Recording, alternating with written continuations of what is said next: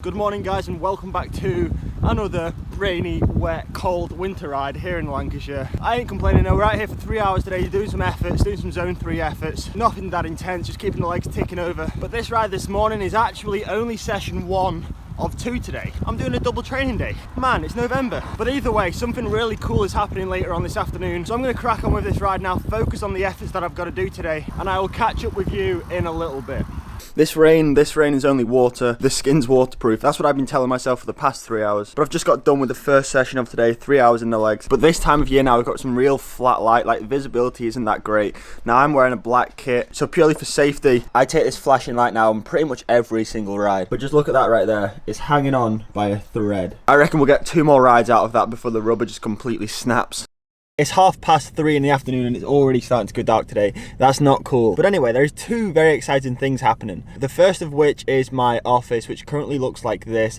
I feel like I need to explain that a little bit, but right now I haven't got any time because I'm heading over to Leeds this afternoon, over to OTE Sports, or OTE Sports. They've got an altitude chamber, so yeah, you guessed it. There's an event being hosted there this evening where we're going to be doing a training session, like a conventional training session on the wattbike, but we're going to be doing it at altitude. I'm quite nervous because I know training at altitude is harder than training at sea level, but I'm also very excited and very interested to see how it's going to affect me and how it's going to affect my body and my training session. It should be a really fun evening.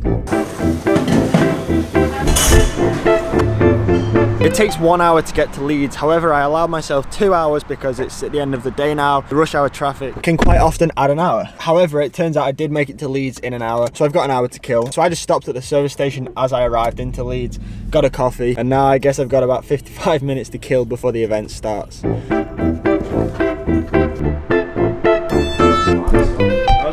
Where are we at tonight? What are we doing? OTE Performance Centre and our in-house altitude chamber. So, very briefly, what actually is altitude training?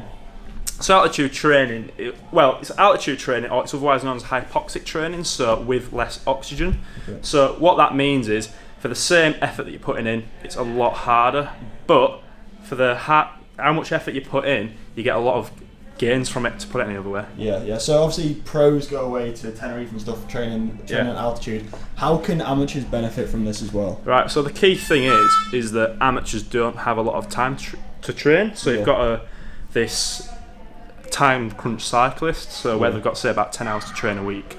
So how we can make use of that limited time is by doing interval training at altitude. So yeah, this is why we've made this facility. And so how long does someone need to train in this altitude, like in an altitude chamber, before they start to feel the real benefits of it? Right, so we offer 6-week courses. So people do a weekly session, and within that you're looking around 4 to 6 sessions where you'll start to see that benefit. Like the more you train in here, does it become easier? Like, is the first time is it significantly harder, or does your body adapt to this type of training, or what? It does adapt to it, but I do find that clients are often always complaining, to put it any other way. Yeah. It always goes saying, it's an old saying, isn't it? You never feel stronger, you just get faster. And people do realise this when they go out onto the roads. So it's not only cyclists though. I've got a lot of runners who've smashed their marathon times, 10-kilometre run times. So is it like your general fitness increases, or is it your fitness over a 30-minute period, or is it over a longer duration? Primarily, you're going to see an improvement in your sprint performance. So you're looking around a 5 to 7 improvement in your peak power, so the max power that you can produce. Yeah. But you'll also see repeated sprint improvement. Yeah. So there's a good study. So all our information is based upon previous research which has been done, and you're looking around, in club level cyclists, around a 38% improvement in repeated sprint ability. So that's really useful when it comes to things like criterium racing, or maybe even just a hilly ride where you're constantly going up, down, up, down, up, down. Final question: How high are we going to be riding that? Right. So I've set the altitude, I think about 3,300 metres, if I remember rightly. And what's that the equivalent to, or where in the world would that be? Ooh, much higher than the likes of I think 1-2 and stuff. So yeah, it's going to be quite hard. Yeah. Nice.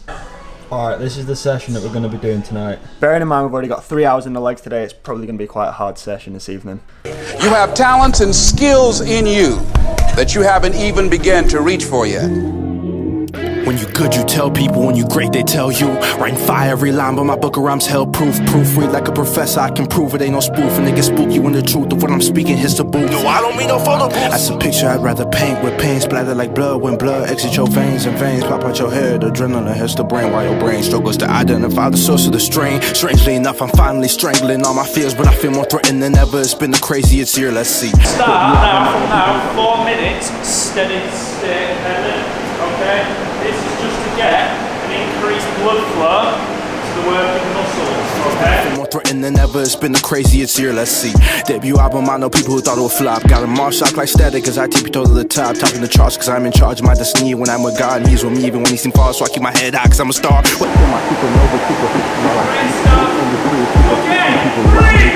2, 1, let's break up!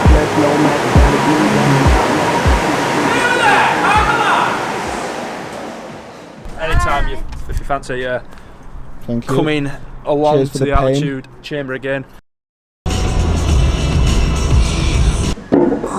And I can breathe again now. Okay, so in summary, my friend Ash, who works for OTE Sports, he was hosting an event this evening and he asked me to go along. But after concluding my first interval session, training at altitude, training at 3,000 meters, I can say like my initial thoughts, my initial reactions on it are like the intervals themselves don't actually feel much, or if any difference to what it would do at sea level, but it's the recovery after the interval. That 30-second period where your body's just fighting for oxygen, however the oxygen just isn't there. I think the percentage of oxygen in the room during the session was like 15%, which isn't very high at all.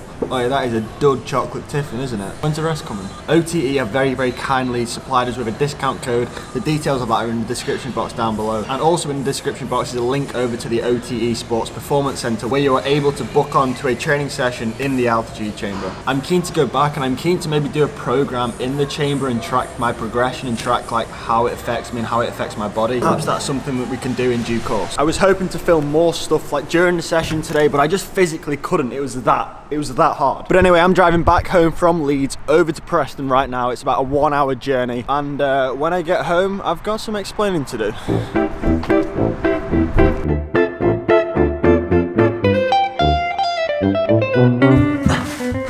So many of the vlogs over the past year have been filmed in this very office. All of the Zwift live streams, all of the unboxing, it all took place in this room right here. Like when this room was originally decorated, me and Mike painted it and we didn't really do a good job. It's just all really patchy, and then like here we were too lazy to take off this blind, so we've just got random white bits here where it's supposed to be grey, and there is just holes like everywhere. So as a consequence, this whole room, like it's time for a complete redecoration. But guys, I want you to give me suggestions in the comments down below. What should I do with this room? Like I can literally do anything I want. I'm thinking of putting the desk along that wall here and then mounting a TV to the wall, having the Zwift set up here, maybe a sofa or a couple of bean bags over there in the corner, and then plaster the walls with like cycling pictures, memorabilia. I really don't know. If anyone's got any cool ideas or suggestions, leave them in the comment section down below. But with all of that being said, this is going to be the end of today's video. I also forgot to mention that tonight's event was in conjunction with Struggle Events. If you want to take on the Struggle Dales or the Struggle Moors Sportif in 2018, head over to their website and check out their events. But that's going to be the end of today's video. Thanks for watching. I hope you enjoyed. If you did, please drop a thumbs up, and as always, I'll see you tomorrow at 9 PM. 9 PM? I'll see you tomorrow at 5 PM. That you feed, not just your body, but your mind and spirit. And if you live in the die, you might hear my music and feel it. That's the greatness within you that you ignore and hear it.